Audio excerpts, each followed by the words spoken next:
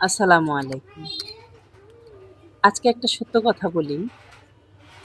ধরেন বাড়ির বউ আপনি। আপনার কোনো দোষ থাকুক বা না থাকুক, দোষ কিন্তু খুঁচিয়ে, খুঁচিয়ে বের করবে একজনই। সে কে জানেন? সে হচ্ছে আপনার শাশুড়ি। আর তার থেকে একটু বেশি দোষ ধরবে কে জানেন? আপনার ননদিনী। ওই ২ জনকে সাপোর্ট করবে কে জানেন?